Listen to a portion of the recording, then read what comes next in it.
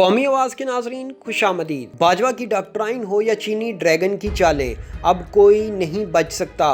पाकिस्तान डट कर खड़ा है और इंशाल्लाह मुस्तकबिल में भी ऐसे ही डट कर खड़ा रहेगा, क्योंकि अब जितना मर्जी इंटरनेशनल कुव्वतें ज़ोर लगा लें, पाकिस्तान पहले से कहीं ज़्यादा मुस्तहकम और मजबूत नज़र आएगा। जी हाँ दोस्तों, अभी गुज़िश्ता रोज़ की वीडियो में ही आपको पेशगोई की थी कि मुस्तकबिल करीब में पाकिस्तान की हाँ में हाँ और पाकिस्तान की ना में ना हुआ करेगी। और आज आप देख लें, पाकिस्तान से मदद की भीख मांगने अमेरिका जैसी सुपर पावर पाकिस्तान आन पहुंची है। दोस्तों, आज की वीडियो में हम आपको बताएंगे कि कैसे पाकिस्तान को ब्लैकमेल करने वाले आज पाकिस्तान के आगे सर झुकाए खड़े हैं। क्यों अमेरिका इस वक्त पाकिस्तान के सामने बेबस खड़ा है। अमेरिका को बचाने के लिए और सेफ रास्ता मुहैया करने के लिए पाकिस्तान ने अमेरिका से कौन सी बड़ी शराइत मनवाने का मसवदा थमा दिया है।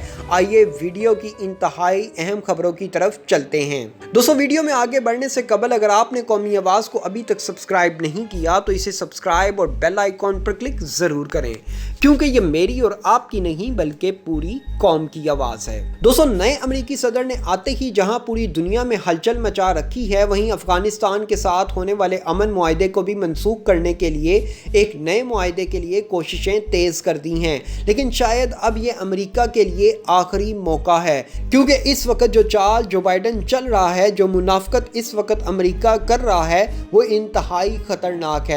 और ऐसा लग रहा है कि बज़ाहिर तो अमेरिकी सदर नए अमन मुआहदे की बातें कर रहे हैं, लेकिन जिन शराइत को सामने रख कर अमेरिका अफ़गान अमन मुआहदे की बातें कर रहा है, वो इंतहाई ख़तरनाक हैं।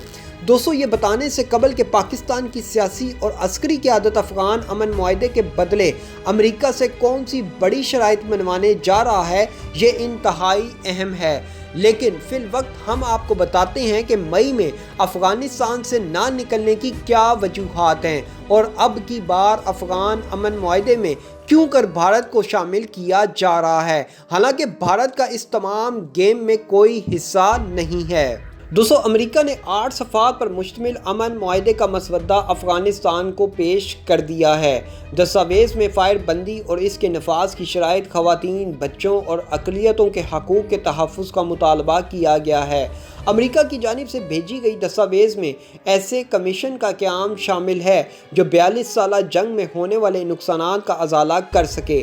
तालिबान तर्जमान का इस बाबत में कहना है कि उन्हें मसवदा मसूल हो चुका है और वो इसका जायज़ा ले रहे हैं। ताहम अफ़गान सदर अशरफ गनी की जानिब से कोई रद्द अमल सामने नहीं आया। दोस्तों, अमेरिका ने अमन मुआहदे में आगे बढ़ने के लिए अब की बार फ्रीकैन को तुर्की आने की दावत दे दी है। अल्लाह जो करता है बेहतर करता है। जो बाइडन ने मुआहदे को असर-ए-नू जायज़ा लेने का ऐलान करके पाकिस्तान की मुश्किल भी आसान कर दी है। इससे कबल कतर में होने वाले अमन मुआहदे में पाकिस्तान, अमेरिका और तालिबान के शाना बशाना खड़ा रहा, लेकिन अब तुर्की में होने वाले अफ़गान अमन मुआहदे के लिए पाकिस्तान ने इंतहाई अहम तरीन शराइत रख दी हैं। जानते हैं वो क्या हैं? एक तो पाकिस्तान ने अमेरिकी सदर बाइडन से साफ साफ कह दिया है कि पाकिस्तान को बगैर किसी ख़ास वजह के FATF की ग्रे लिस्ट में रखा गया है, वहाँ से पाकिस्तान को निकलवाया जाए। और दूसरी सबसे बड़ी और अहम शर्त, पाकिस्तान ने कश्मीर इशू पर पाकिस्तान और कश्मीरियों की हमायत की रख दी है। जो बाइडन इंतज़ामिया से मुतालबा किया गया है कि अगर अमेरिका खित्ते में पीस प्रोसेस का गवाह है तो पाकिस्तान भी कश्मीर में अमन चाहता है। इसके लिए भी अमेरिका अपना किरदार अदा करे और अगर ज़्यादा कुछ नहीं तो कम अज़ कम आर्टिकल 370 को दोबारा बहाल करवाया जाए और कश्मीरियों को उनके जायज़ हकूक़ दिलवाए जाएँ। दोस्तों, दर हकीकत पाकिस्तान ने ये दो बड़ी शराइत रख कर अमेरिका के पैरों तले ज़मीन निकाल दी है। ये अमेरिका के लिए इंतहाई मुश्किल फ़ैसले हैं कि वो पाकिस्तान को ग्रे लिस्ट से निकलने की क्लीन चिट भी दिलवाए और कश्मीर इशू पर भारत की मुखालफत भी करे। ज़ाहिरी सी बात है, कुछ दो और कुछ लो तो होता ही है जब आप किसी के साथ कोई डील करते हैं।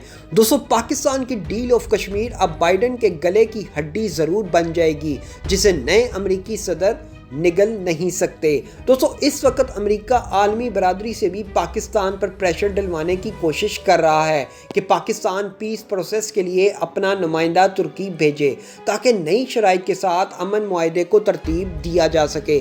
ایک بات یاد رکھیں، امریکہ نے اس دفعہ جان بوجھ کر بھارت کو افغان امن معاہدے کا حصہ بنانے کی کوشش کی ہے تاکہ افغانستان میں بھارت کا آنا جانا لگا رہے۔ حالانکہ اگر دیکھا جائے تو افغان طالبان بھارت کو بہت برا سمجھتے ہیں، وہ اپنی سرزمین پر ہندو پیروکاروں کو کسی صورت نہیں دیکھنا چاہتے، کیونکہ افغان طالبان نے قطر امن معاہدے میں اس بات کا واضح اعلان کیا تھا کہ جیسے ہی امریکی فورسز افغانستان سے نکلیں گی تو افغان حکومت مانے یا نہ مانے افغانستان میں اسلامی نظام کا نفاذ کر دیا جائے گا۔ اور ظاہری سی بات ہے، جب افغان طالبان اسلامی نظام نافذ کر لیں گے تو وہ کیسے ہندو توا کی سوچ رکھنے والوں کو اپنے ملک میں برداشت کریں گے۔ دفاعی مبصرین کا کہنا ہے نو منتخب امریکی صدر جو بائیڈن کی انتظامیہ کی جانب سے افغان امن معاہدے پر نظر ثانی کے بیانات سے امن معاہدے کے مستقبل پر غیر یقینی کے سیاہ بادل منڈرانے لگے ہیں۔ امن معاہدے کو برقرار رکھنے کے لیے طالبان نے بھی سفارتی کوششیں تیز کر دی ہیں۔